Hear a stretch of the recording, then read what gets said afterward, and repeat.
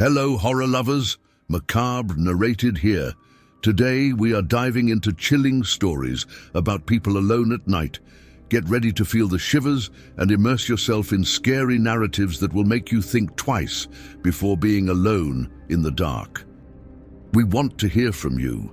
Share your own terrifying experiences of being alone at night in the comments. Have you ever had a situation that left you scared? Tell us everything. And don't forget, if you enjoyed these stories, subscribe to our channel, give the video a like and activate notifications so you don't miss any updates. Your participation is very important to us and helps keep the channel growing and bringing more spine-chilling content. It was a cold and silent night. Clara was alone at home, sitting on the living room sofa. The wind was blowing outside, making the trees sway in a creepy way. Clara looked out the window, feeling a chill run down her spine. She decided to turn on the TV to distract her mind. While she was changing channels, she heard a noise coming from the kitchen. Clara froze, her heart beating faster. She got up slowly, trying not to make any noise, and went to check. In the kitchen, there was no one. The cabinets were all closed and the dishes were in place. Clara let out a sigh of relief, thinking it might have been just the wind. She went back to the living room, but the fear was still there, like a shadow. Suddenly, the light flickered and went out. The room was completely dark. Clara tried to turn the light back on, but the switch didn't work. She grabbed her cell phone and used the flashlight to light her way. As she walked through the house, Clara felt as if she was being watched. She looked back several times, but saw nothing. The silence was so deep that every step she took echoed through the halls. Clara decided to go to her room and lock herself in until dawn. When she got to the room, she closed the door and lay down on the bed. The sound of footsteps coming from the hallway made her heart race. Who could be in her house? She grabbed her cell phone again and tried to call the police, but there was no signal. Desperate, Clara began to hear whispers. They seemed to come from all sides, surrounding her. She covered her head with the blanket, trying to hide from the terror. The whispers grew louder, and Clara felt a presence approaching. With courage, she decided to face her fear and came out from under the blanket. She looked around, but saw no one. The room was empty. Suddenly, the bedroom door opened slowly. Clara held her breath, expecting to see something horrible. But there was nothing there, just the dark hallway. She got up and went to the door, peeking out. At the end of the hallway, a dark figure was moving slowly towards her. Clara couldn't see the face, just a sinister shadow that seemed to float. She retreated back to the room, locking the door again. The footsteps approached and stopped outside the room. Clara heard the doorknob turn, but the door didn't open. She sat on the floor, hugging her legs, trying not to make any noise. After a while, the silence returned. Clara waited, but the presence seemed to have gone. She got up and decided she needed to get out of the house. She grabbed a backpack, put some things in it, and opened the window. Clara climbed out the window and ran to the street. The night was cold, but she felt safer outside the house. As she walked down the sidewalk, she looked back and saw the dark figure watching her from the window. She ran until she found a house with lights on. She knocked on the door, and an elderly lady opened it, surprised to see Clara so scared.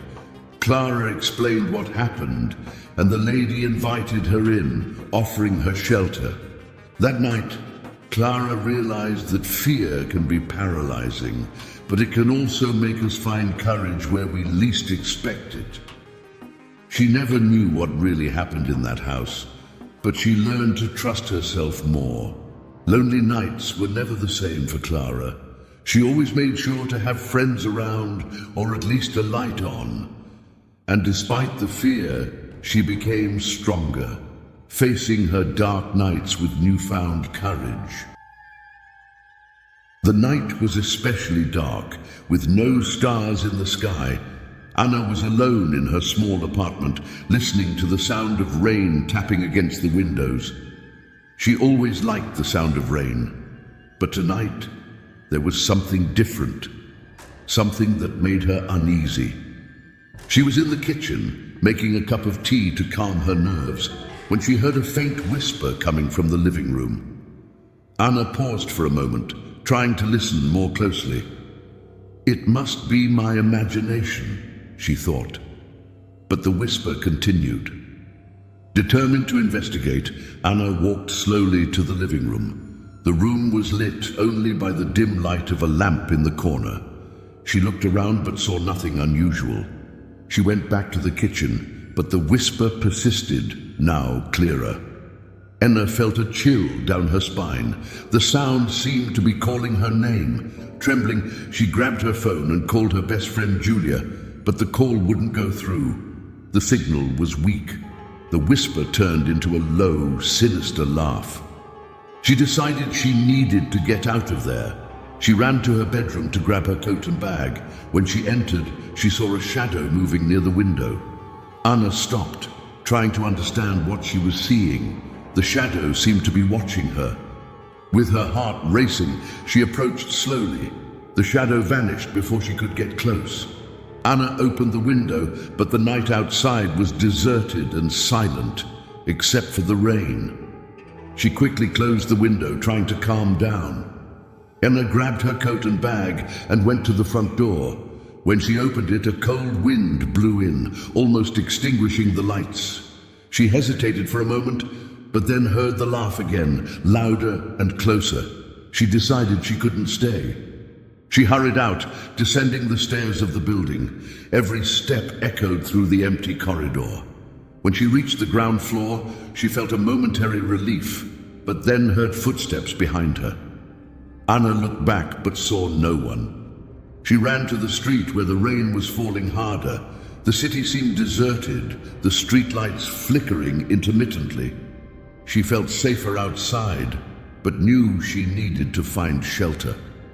She saw a 24-hour cafe across the street and ran towards it. She entered soaking wet and was met with the curious look of the barista. Anna ordered a hot drink and sat at a table near the window, trying to process what had happened. As she drank her coffee, she looked outside and saw the shadow again across the street. It stood still, just watching her. Anna felt a new chill and decided she needed to tell someone. She grabbed her phone and finally managed to call Julia. She told her everything that had happened, and Julia, concerned, said she would come over. Anna felt a bit calmer, knowing her friend was on the way. She continued to watch the shadow, which didn't move. When Julia arrived, Anna ran to hug her. They went into the cafe and sat together. Anna told her more details, and Julia suggested they go to her house. They left the cafe, but the shadow had disappeared. Walking together to Julia's car, Anna looked back several times but saw nothing. They got in the car and drove in silence, still nervous. When they arrived at Julia's house, they locked all the doors and windows, trying to feel safe. That night was long, but Anna finally managed to sleep, feeling protected by her friend's presence. The next day, everything seemed a little more normal, but she knew something had changed forever. Anna never knew who or what the shadow was, but she learned never to ignore her instincts again. Lonely nights became scarier, but they also made her stronger and more prepared to face the unknown. The night was dark and silent, and Lucas was home alone. His parents had gone to an event, leaving him in charge of the house. He was in his room, playing video games, when he heard a strange noise coming from downstairs. Lucas paused the game, trying to identify the sound. It sounded like a door creaking, but he was sure all the doors were closed. Intrigued, he slowly went down the stairs, each step making a small noise under his feet. When he reached the living room, he saw nothing out of the ordinary. He decided to check the doors and windows to make sure they were locked. Everything was in order, but the sound persisted, now louder and clearer. Lucas followed the sound to the kitchen, where he saw the basement door open. He knew it had been locked earlier, which made him nervous. With a flashlight in hand, he descended the basement steps, feeling the cold, damp air around him. The basement was dark and silent. Lucas illuminated every corner with the flashlight, but saw nothing suspicious. Suddenly, he heard footsteps behind him. He turned quickly, but no one was there. Fear began to take hold of him.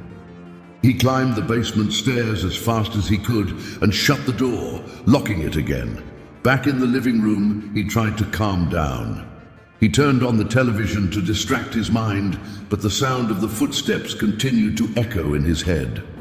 Suddenly, the house lights started flickering. Lucas looked around, feeling a chill down his spine. The lights went out completely, leaving him in total darkness. He grabbed his phone and used the flashlight to find his way back to his room. As he climbed the stairs, Lucas felt a presence behind him. He stopped for a moment, holding his breath, and looked back. At the bottom of the stairs, a shadow was slowly moving toward him. Lucas couldn't see a face, just the silhouette. Lucas's heart raced. He ran to his room and locked the door. The sound of footsteps continued outside, getting closer. He called his parents, but the call wouldn't go through. Desperate, he sent a text message, hoping someone would respond. The footsteps stopped outside his bedroom door. Lucas heard the doorknob slowly turn. He held his breath, hoping the door wouldn't open.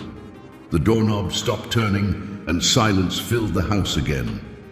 Lucas sat on the floor, trembling. He decided he needed to get out of the house. He grabbed a backpack, put some clothes in it, and opened his bedroom window. He climbed out and ran to the yard. He looked back and saw the shadow in his bedroom window, watching him. He ran to the nearest neighbor's house and knocked hard on the door. The neighbor, an elderly man, opened the door, surprised to see Lucas so scared.